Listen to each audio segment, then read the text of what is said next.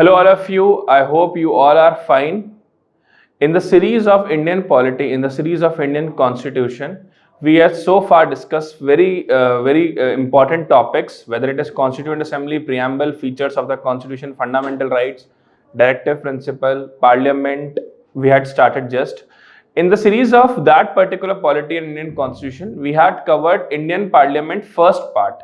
Now today we'll continue with the second part. In the previous video, I left at the quorum of the, what is the quorum of the house? That is 1/10 of the total strength of that particular house, that is 55. So today we'll begin with the sessions of parliament. Now we'll go to the bill procedures, motions, no confidence motions, and apart from that, funds of the parliament. So we'll discuss the second part of the parliament today.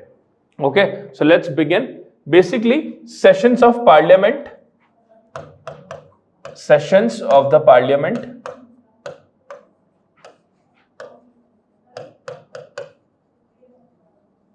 So there are three sessions. There are three sessions of parliament. First is winter session, या first अगर अपन ऐसे करते हैं summer session, budget session से शुरू करते हैं. First is budget session. Budget session. It held between February and March. February to March. It is budget session. Then monsoon session.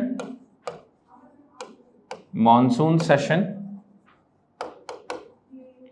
Start around August, September. Then we have winter session. Winter session, that is November, December. So these are the three sessions of the parliament. The maximum gap between the two sessions of parliament is 6 months. Parliament के दो sessions के बीच में 6 महीने का time period हो सकता है. So these are the types of session, that is budget session, monsoon session, and winter session. Held in the budget session, they will discuss about the budgets. In the monsoon session, primarily focus is on the schemes, right, related to agriculture, related to the overall Indian development. And in the winter session, they will frame out the policies or discuss the important issues that will be covered in the particular year. So these are the three different sessions of the parliament. Okay. Now, in the next particular segment, we'll start with the different type of motions. Okay, so in this particular segment we'll start with the proceedings of the parliament. What all are the proceedings of the parliament? So basically, proceedings of parliament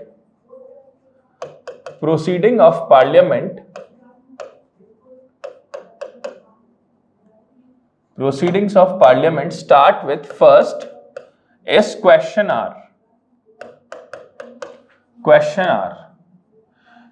hour, basically in the very first hour, it is for question hours. Members usually ask questions from the ministers.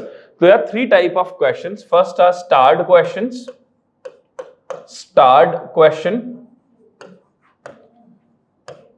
In starred questions, answers are given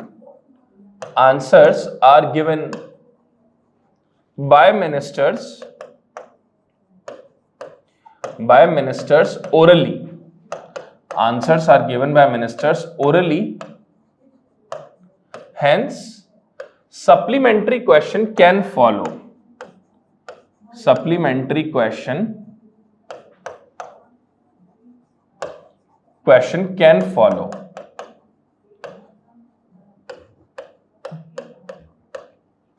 This is starred question. Next is unstarred question. Basically, in unstarred question, written answer is given.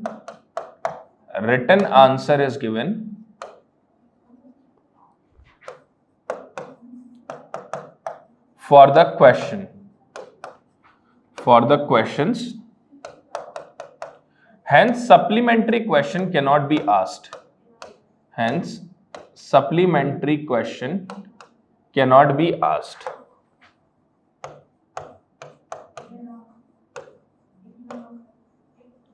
And fourth is short notice question. Short notice question. So in short notice question, you gave a notice 10 days before or 14 days, 10 days before basically, and then the answer is given orally on that particular question.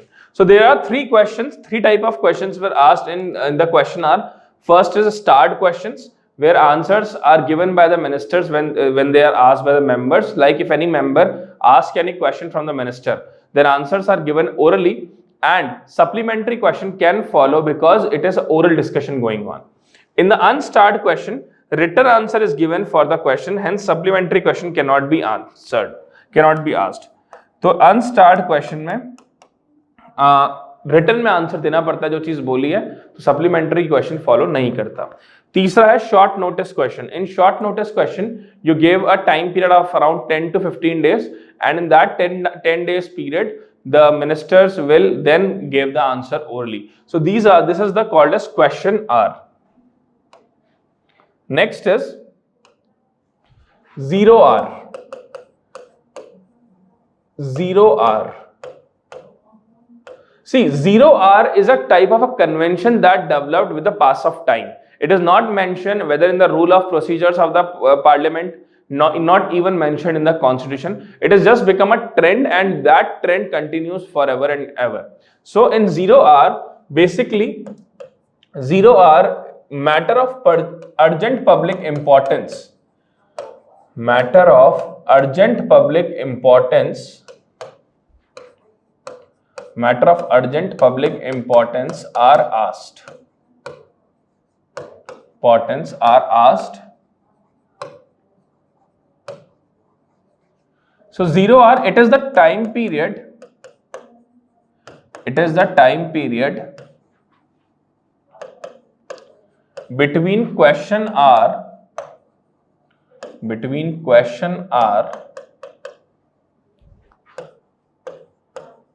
and agenda of the day.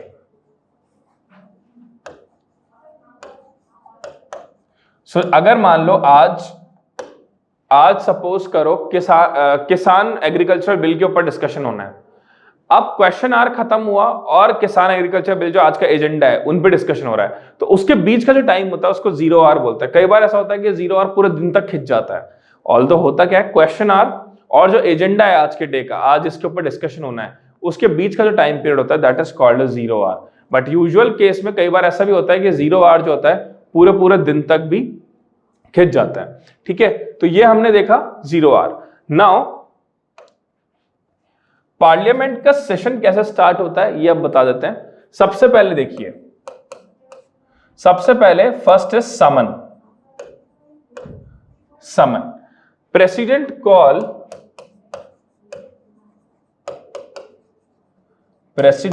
Call for the summon of the house. Summon of the house मतलब अब आपको invitation दे दिया गया है कि भैया आप आइए और पार्लियामेंट में बातचीत करना शुरू करें. That is called as summon. Second is adjournment. Adjournment में क्या होता है, speaker can adjourn the house for hours, days.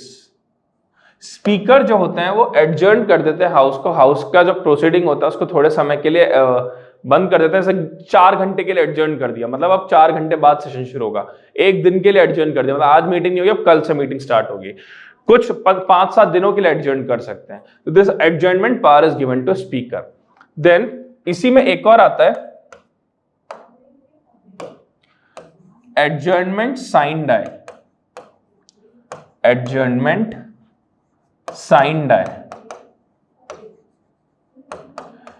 When house is adjourned, when house is adjourned for indefinite time period,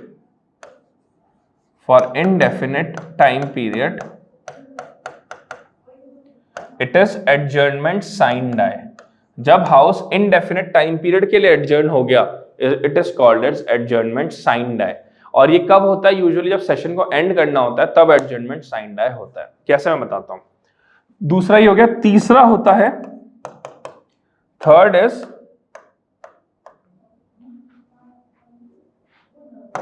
is prorogation. थोड़ा सा dark है।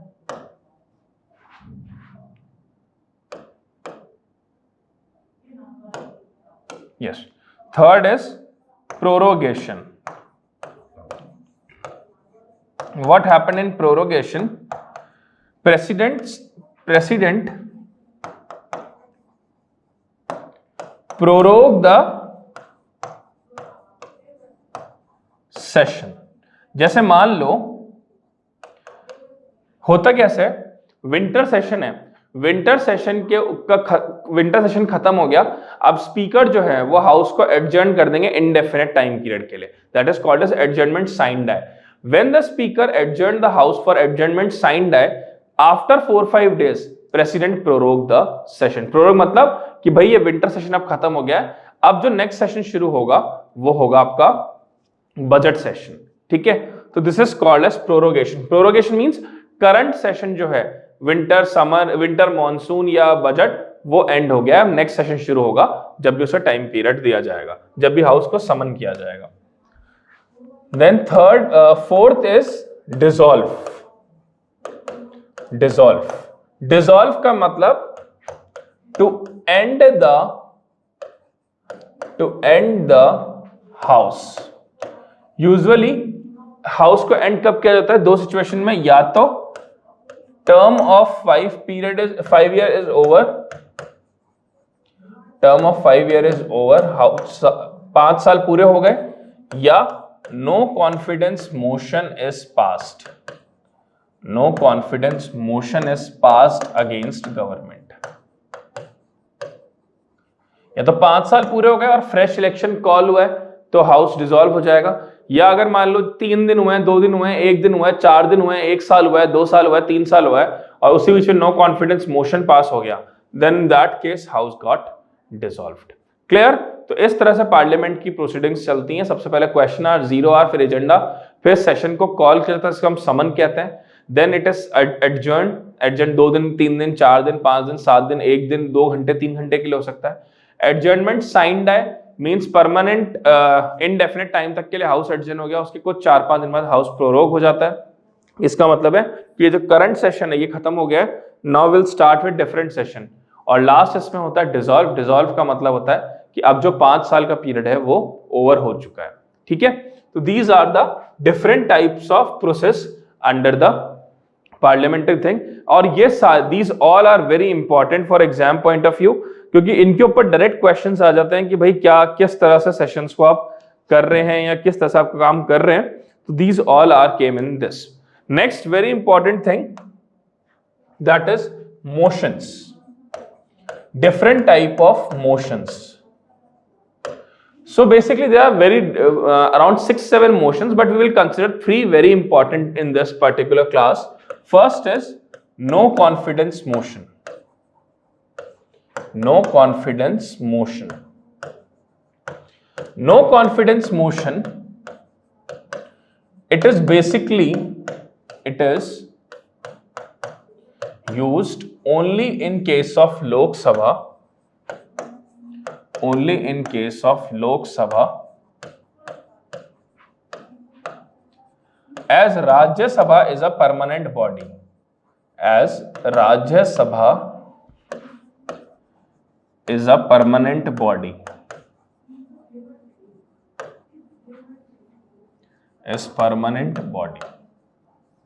So in no confidence motion, whenever any party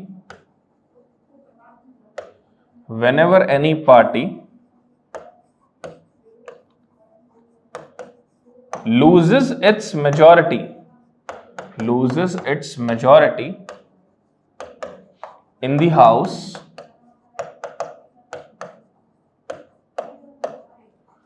no confidence motion is passed.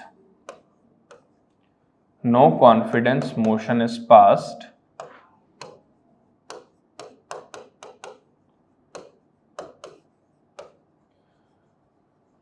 Then government get dissolved. Government get dissolved and fresh elections are called. Fresh elections are called. क्या होता है, जैसे मान लो आपको majority के लिए how many seats you require for majority, that is 273. You require 272 now. 272 seats आपको चाहिए होती है मेजॉरिटी के लिए. अब आपके पास 272 की जगह 300 सीट्स आ जाती है फॉर एग्जांपल. लेकिन एक महीने बाद, 2 दिन बाद, 3 दिन बाद, 4 दिन बाद आपकी मेजॉरिटी 272 से गिर जाए, 271 रह जाए, 270 रह जाए, तो उस केस में आपके against no confidence motion pass हो जाता है. मतलब पार्लियामेंट ये बोलता है, लोकसभा ये बोलती है कि हमें करंट गवर्नमेंट के ऊपर अब कॉन्फिडेंस नहीं है, हम फ्रेश इलेक्शन कॉल करना चाहते हैं.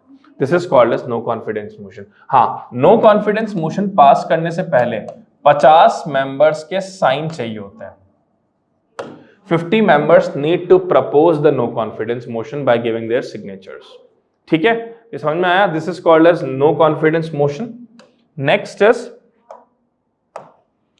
Next is adjournment motion. Adjournment motion. Adjournment motion.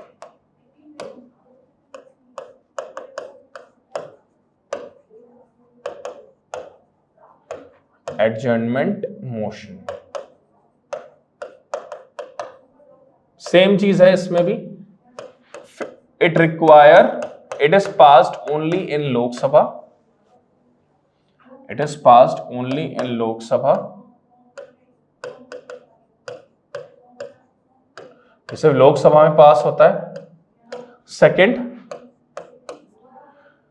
when the matter of urgent public importance is there.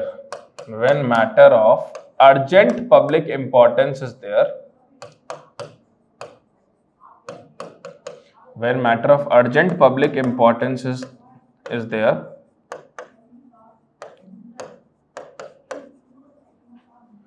then it is considered on priority. It is considered in priority.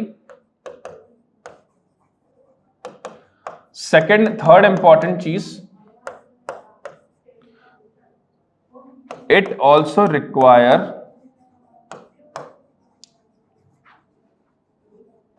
significant attention of the house. Significant attention of the house. मतलब adjournment motion कब होएगा? Adjournment motion तब होगा जब मान लो अभी session चल रहा है, किसी भी बिल के ऊपर बातचीत चल रही है, like if they are talking about the agricultural bill और any kind of defence bill. Meanwhile a very important bill came for suppose rape incident happened that shocked the whole nation, and an immediate law need to be built on that. Then these all matters that are going in parliament are subdued under that particular matter. For that, adjournment motion is passed. It is passed only in Lok Sabha. Matter of urgent public importance need to be discussed, and apart from that, that matter should not be pending in court. That matter should not be discussed earlier. That matter is of very much importance. So for that, adjournment motion is passed. Third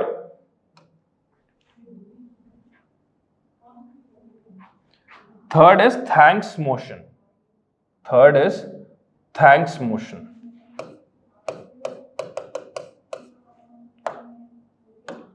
Third is thanks motion.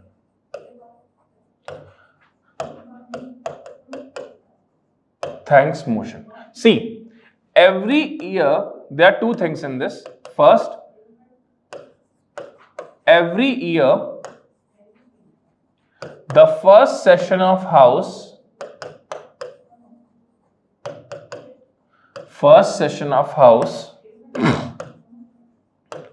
is addressed by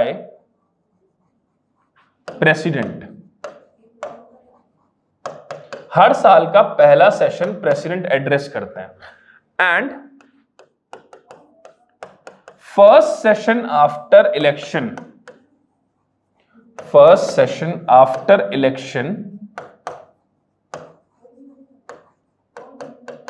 is also addressed by president.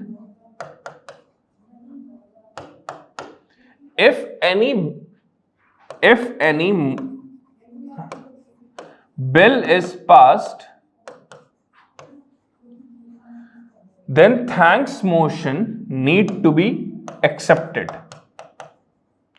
ये सही, bill वाली line हटा दो, ये bill वाली line गलत है इसमें.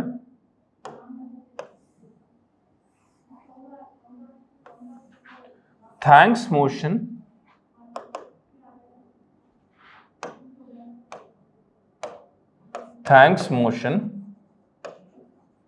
need to be passed in the house. Thanks motion house में पास होना जरूरी है. अगर ये थैंक्स मोशन हाउस में पास नहीं हुआ तो in that case the house will it will lead to the less confidence towards the government and government में डिसॉल्व. क्या होता है देखो, आज इलेक्शन हुए, सपोज करो 15 मई 2020 को. नई सरकार 15 जुलाई 2020 से अपना पद संभालेगी. 15 जुलाई को जो पहला सेशन होगा हाउस का, उसको प्रेसिडेंट एड्रेस करेंगे. सिमिलरली हर साल का जो पहला सेशन होगा उसको भी प्रेसिडेंट एड्रेस करते हैं. उसमें बेसिकली जो साल भर की पॉलिसीज गवर्नमेंट ने बनाई है और जो इंप्लीमेंट हो चुकी है उनके ऊपर डिस्कशन होता है. तो वो थैंक्स मोशन पास होना जरूरी है, otherwise it amounts to defeat of government. So this is called as thanks motion. Next अब बात कर लेते हैं बिल्स की. पहले फंड्स की बात कर लो. चलो एक फंड्स होते हैं, 3 तरह के फंड्स हैं. First is consolidated fund of India. Consolidated Fund of India. Second is public accounts. Public Account of India.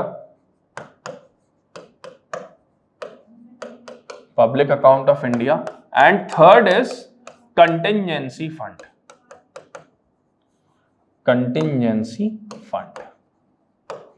देख लेते हैं इंडिविजुअली क्या होता है. सबसे पहले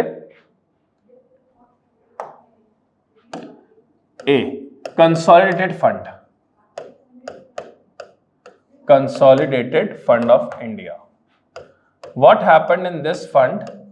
basically it is the most important fund. All revenue received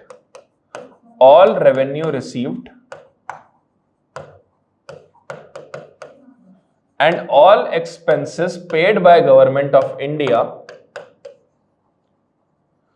and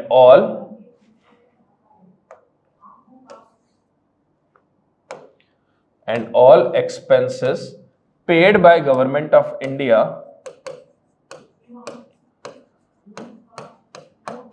are made from it. Like for example government को कोई भी रेवेन्यू रिसीव हुआ तो वो कंसोलिडेटेड फंड का पार्ट होगा. गवर्नमेंट ने कोई भी एक्सपेंस किया तो वो भी कंसोलिडेटेड फंड से होगा. No amount can be withdrawn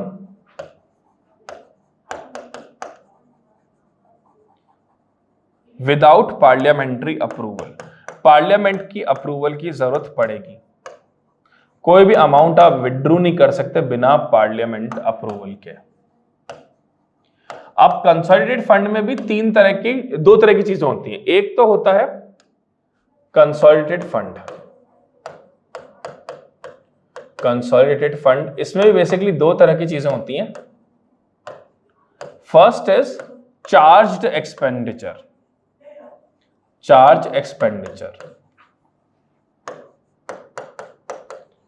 And another is other expense.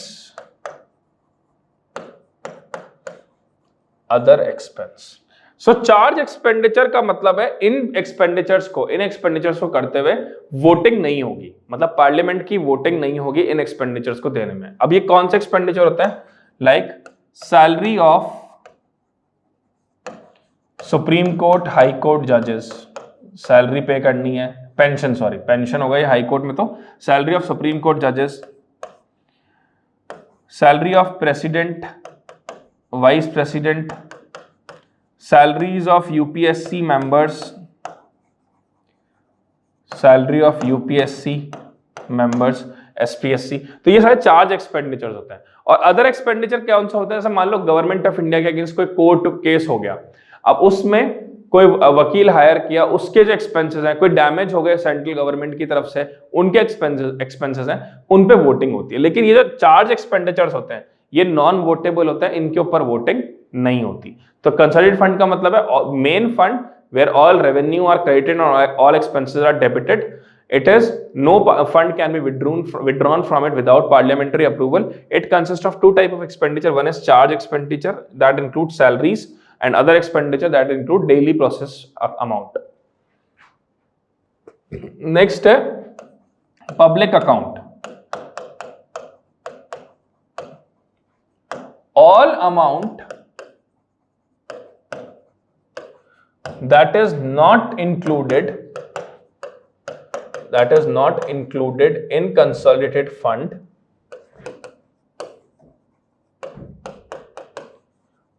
are part of it. जैसे कोई गवर्नमेंट ऑफ इंडिया को स्टैट्यूटरी अथॉरिटी से कोई इनकम मिली है, पीएसयू से कोई इनकम हुई है, या गवर्नमेंट को कोई इंश्योरेंस का अमाउंट हुआ है, all these are included in public account. और नेक्स्ट लास्ट है इसमें contingency fund. Contingency fund. Basically, this fund is used for any contingency or mishappening. कोई मिसहैपनिंग हो गई या कंटिंजेंसी हो गई, उसमें जैसे अगर मान लो फ्लड आया या अभी सुनामी आई, या अगर मान लो अभी कोरोना वायरस की वजह से कोई अमाउंट खर्च करना है, तो वो कंटिंजेंसी फंड में से हो सकता है. फाइनेंस सेक्रेटरी, ये क्वेश्चन बहुत इंपॉर्टेंट है, कई बार यूपीएससी में आ चुका है. Finance secretary keep this fund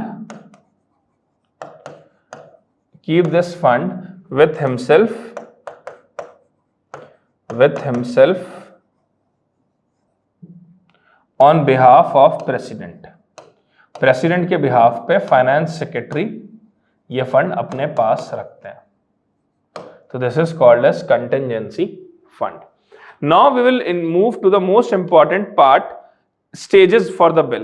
What all are the different stages for the bill? We'll go for the most important part, that is stages of bill. Stages of bill. ये बहुत important है और last crux है इस chapter का कि क्या क्या स्टेजेस होती हैं किसी भी बिल की. What all stages are there for any particular bill. Okay, so let's start with this. Basically there are two type of bills. First is ordinary bill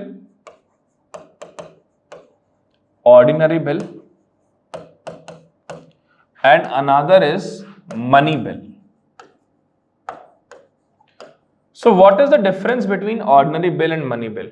जो सारे बिल मनी बिल नहीं होते वो ऑर्डिनरी बिल होते हैं. और money bill कौन से होते हैं? A. Include matter of revenue,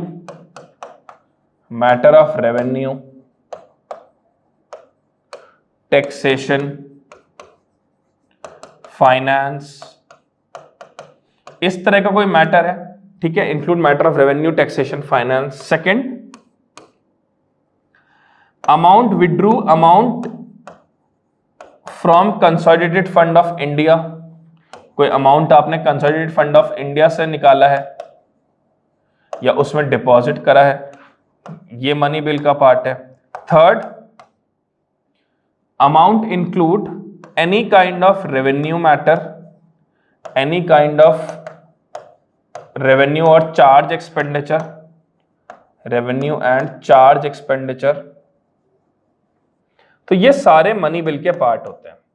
अब इनके केसेस में, इन दोनों बिल के केसेस में कैसे काम होता है उसको चेक कर लेते हैं. तो वापस कहता हूं, ordinary bill, all bills apart that are not money bill are called as ordinary bill. Money bill, it includes the matter of revenue, taxation, finance, amount withdrawn from Consolidated Fund of India. Any kind of revenue or charge expenditure is included in money bill. देखो, stages for the bill. Stages of the bill. Bill सबसे पहले कैसे पास होता है? First, a bill can be originated. A bill can be originated. ये मैं can be originated in, अच्छा मैं यहां पे लिख देता हूं, एक second.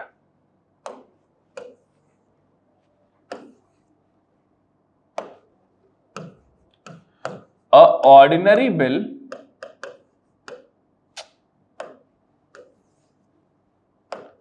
an ordinary bill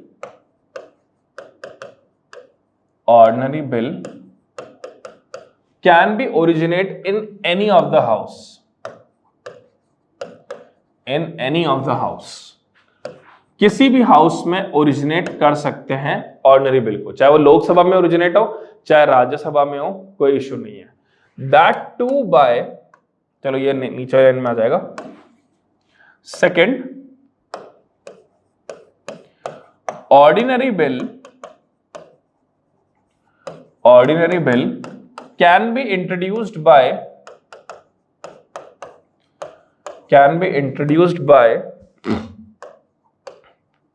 any minister or by private member. Ordinary bill को कोई मिनिस्टर भी इंट्रोड्यूस कर सकता है या कोई प्राइवेट मेंबर भी इंट्रोड्यूस कर सकता है. ठीक है. Then that bill is sent to the committee of the house, the selected committee of the house,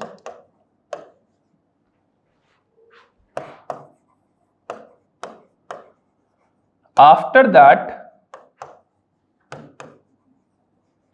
it will discussed in the house, it will discussed in that house, and then it goes to another house. बहुत simple है. क्या हो रहा है देखो मैं बताता हूं. एक ऑर्डिनरी बिल आया. एक ऑर्डिनरी बिल के केस में क्या हुआ, जैसे मान लो कोई भी, जैसे किसी भी तरह का कोई ऑर्डिनरी बिल है, ट्रांसजेंडर्स को लेके एक बिल है मान लो, उस बिल को इंट्रोड्यूस किसी भी हाउस में कर सकते हैं, चाहे लोकसभा हो चाहे राज्यसभा हो. उसको कोई भी इंट्रोड्यूस कर सकता है, चाहे वो मिनिस्टर हो चाहे वो प्राइवेट मेंबर हो. अब अगर वो बिल इंट्रोड्यूस हो गया तो वो उस पर्टिकुलर हाउस में जाएगा जहां पे वो इंट्रोड्यूस हुआ है. उस हाउस में जाने के बाद स्पीकर या तो डायरेक्टली उस बिल को, या चेयर, अगर लोकसभा में गया तो स्पीकर और राज्यसभा में गया तो चेयरमैन, डायरेक्टली उस बिल को हाउस के सामने रख देंगे. अब अगर हाउस को ऐसा लगता है कि यार ये बिल थोड़ा सा टेक्निकल है, मतलब it need the specification from the committees of the parliament. Parliament की कुछ अच्छी अच्छी कमिटीज होती हैं जो स्पेसिफिकली डिजाइंड होती हैं बिल्स के ऊपर डिस्कशन करने के लिए. वो स्पेशलाइज्ड बॉडीज होती हैं और उनमें जो मेंबर्स होते हैं वो बहुत हाईली क्वालिफाइड होते हैं. तो उस कमिटी में चले गया, उस कमिटी ने प्रॉपर क्लॉज बाय क्लॉज उस बिल को देखा और अपने ओपिनियंस दिए. अब वो ओपिनियंस वापस उस हाउस में चले जाएंगे जिस हाउस ने उसको कमिटी में भेजा था. उस हाउस ने उन प्रपोजल्स को देखा, उस पर डिस्कशन किया, अपने यहां से उसको पास कर दिया जिस भी मेजोरिटी से होगा, चाहे वो सिंपल से हुआ चाहे स्पेशल मेजोरिटी से हुआ, डिपेंड करता है बिल किस तरह का है. देन इन दैट केस वो जो बिल है वो दूसरे हाउस में जाएगा. दूसरे हाउस में भी यही प्रोसेस होगा. जो चेयरमैन अगर राज्यसभा में जाता है दूसरा हाउस के फॉर्म में, तो जो चेयरमैन है राज्यसभा के वो उस बिल को देखेंगे और अपने मेंबर्स के सामने रख देंगे. मेंबर्स चाहते हैं कि राज्यसभा की भी कमिटी में जाए तो वो कमिटी में जा सकता है, वहां पे डिस्कशन होकर वापस वो आएगा, फिर उस हाउस से वो पास होके प्रेसिडेंट के पास जाता है और प्रेसिडेंट उस पर साइन कर देता है. ये नॉर्मल बिल है, कोर्स है. अब देखो वो बिल दूसरे हाउस के पास गया. नाउ एक second,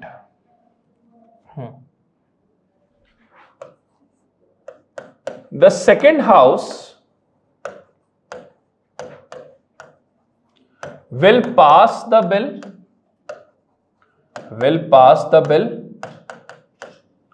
or send its recommendation. Send its recommendation. If recommendation are not accepted, अगर recommendation accept नहीं हो करता है पहला house, not accepted, it led to the joint sitting. It led to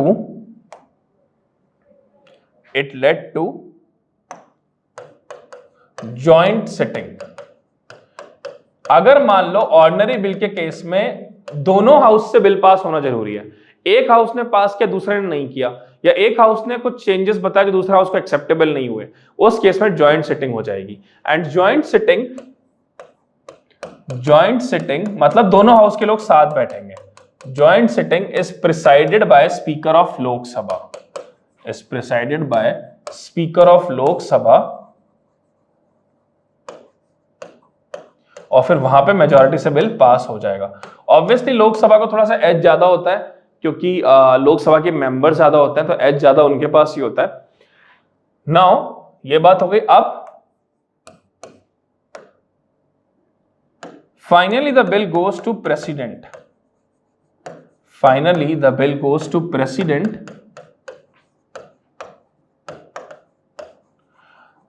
अब प्रेसिडेंट के पास ऑर्डिनरी बिल के केस में क्या क्या ऑप्शंस हैं. A, accepts the bill. Bill को एक्सेप्ट कर लिया, उन्होंने साइन कर दिया बिल के ऊपर. Second, reject the bill. Bill को रिजेक्ट कर दिया. ये यूजुअली होता है एब्सोल्यूट वीटो में. रिजेक्ट करना बिल का मतलब है नो कॉन्फिडेंस मोशन पास होने वाला है, या मॉडल कोड ऑफ कंडक्ट जब आचार संहिता लगी है तब वो बिल पास हुआ, तो ही कैन रिजेक्ट दैट बिल. और सी, मोस्ट इंपॉर्टेंट, जिसको हम सस्पेंसिव वीटो कहते हैं, रिकंसिडरेशन के लिए भेज सकते हैं.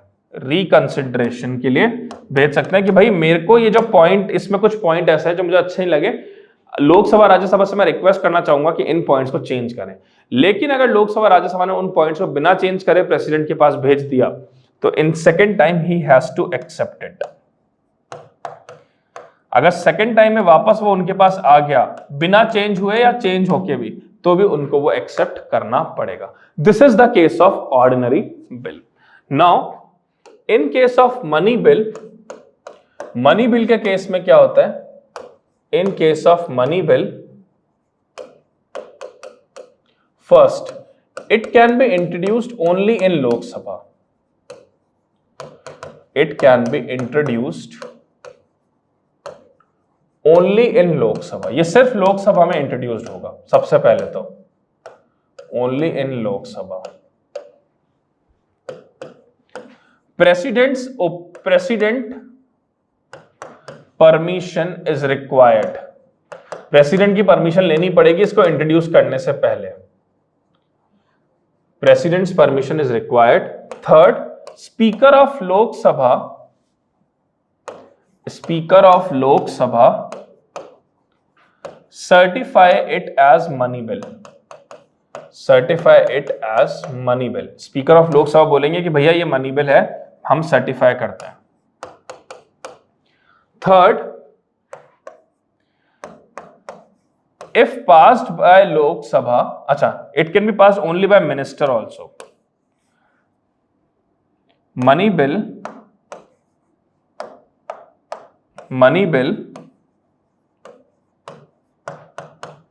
Can be introduced by minister only. सिर्फ मिनिस्टर इंट्रोड्यूस करेंगे. जैसे ऑर्डिनरी बिल को तो कोई भी कर सकता था, कोई प्राइवेट मेंबर भी कर सकता था, इसको सिर्फ मिनिस्टर इंट्रोड्यूस करते हैं.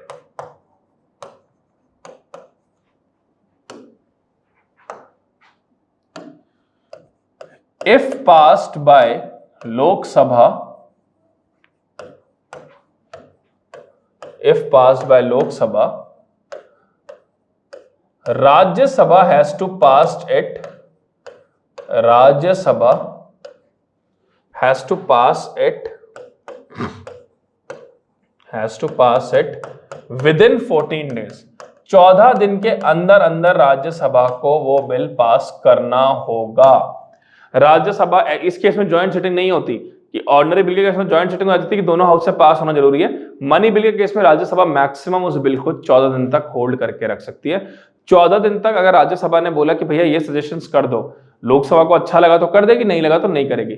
14 दिन तक राज्यसभा ने अपने पास रखा, कोई डिसीजन ही नहीं लिया तो भी बिल पास। 14 दिन बाद राज्यसभा ने कोई डिसीजन लिया, वो लोकसभा को अच्छा नहीं लगा तो भी बिल पास। 14 दिन बाद राज्यसभा ने बोला कि ये चेंज कर दो, लोकसभा ने कर दिया तो भी बिल पास। नाउ ऑप्शंस, फिर bill goes to president, bill goes to president, और इनके पास 3 ऑप्शंस हैं, 2 ही ऑप्शंस है सॉरी इस केस में। तो a, accept the bill, accept the bill, इनको एक्सेप्ट करना ही पड़ेगा। Neither he can reject it, neither he can reject it, ना तो वो इसको रिजेक्ट कर सकते हैं, nor send it for reconsideration, nor send it for reconsideration, ना तो रिजेक्ट कर सकते हैं ना ही रिकंसिडरेशन के लिए भेज सकते हैं। तो he has to accept that particular bill. Fine, so this is in case of enactment of bill, whether it is ordinary bill और मनी बिल।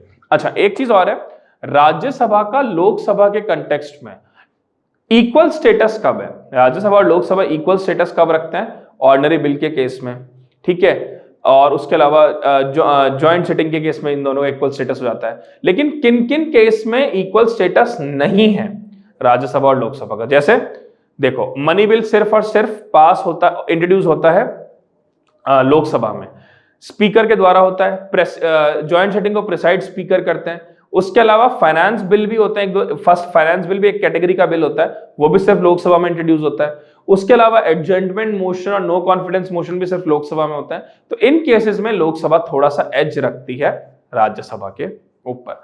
एक छोटी सी और रह गई है, कमिटीज देख लेते हैं पार्लियामेंट की फटाफट से। What are the committees of parliament? इनको बहुत शॉर्ट में आपको बता देता हूं। कमिटीज, जिसमें मैंने बात करी थी ना कि बिल को आप किसी स्पेसिफिक कमिटी में भी भेज सकते हैं, तो वो कमिटी कौन सी है? First, public account committee, public accounts committee, public accounts committee. इसमें बेसिकली 22 मेंबर्स होते हैं, 22 मेंबर्स होते हैं, 15 लोकसभा से और 7 राज्यसभा से। मेंबर्स का टर्म पीरियड होता है, वो होता है 1 year. Minister can not be member, minister can not be a member.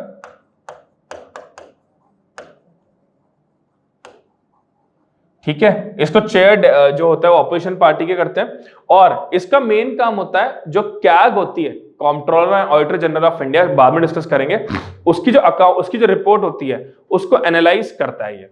He will analyse the report of CAG, analyse the report of CAG, और अकाउंट्स को मॉनिटर करता है। Monitor the accounts of the country, monitor the accounts of the country, accounts of government organisation. तो ये काम है पैक का। Next इसमें है, next is estimate committee, estimate committee.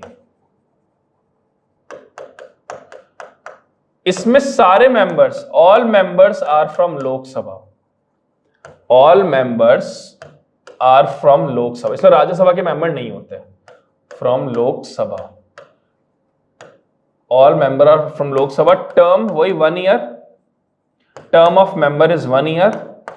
Minister can not be member, minister can not be member. इस committee का basically focus होता है reduce the expense, reduce the expense, expense को रिड्यूस करना, increase the efficiency of government, increase the economic efficiency. ये सारे इसके काम होते हैं, इंक्रीज द इकोनॉमिक एफिशिएंसी, ये सारे इसके काम होते हैं एस्टीमेट कमेटी के। और एक लास्ट और ले लेते हैं, public undertaking, department of public undertaking का एक कमेटी होती है। बेसिकली इसमें भी 22 मेंबर होते हैं, 15 लोकसभा से, 7 राज्यसभा से। चेयरमैन हमेशा लोकसभा का मेंबर होगा। Chairman is of this committee is from Lok Sabha. Term वही 1 साल, term 1 year. Minister cannot be member, minister cannot member minister member नहीं हो सकता। उसके अलावा रिव्यू वर्किंग ऑफ पीएसयूज की वर्किंग का रिव्यू ये करती है। ठीक है, सो I think this is all we had done in the class of parliament. ये सारा पार्लियामेंट का प्रोसेस था। अब जब हम नेक्स्ट क्लास में चलेंगे, नेक्स्ट वीडियोस में चलेंगे, तो हम स्टेट गवर्नमेंट के चैप्टर्स को लेंगे, जिसमें हम गवर्नर से स्टार्ट करेंगे। गवर्नर, फिर सीएम, फिर काउंसिल ऑफ मिनिस्टर, फिर स्टेट लेजिस्लेचर और फिर हाई कोर्ट। ठीक है, देन उसके बाद में हम इमरजेंसी देखेंगे, इमरजेंसीज कैसे लगती हैं, थोड़ा सेंटर स्टेट रिलेशंस को देखेंगे, और उसके बाद हम कॉन्स्टिट्यूशनल बॉडीज को देखकर हमारे कोर्स को एंड करेंगे। तो I hope you all like the class. आपको अच्छा लग रहा होगा, आप सब स्वस्थ होंगे, मस्त होंगे, and please do take care of yourself and do revision of these topics. Thank you so much.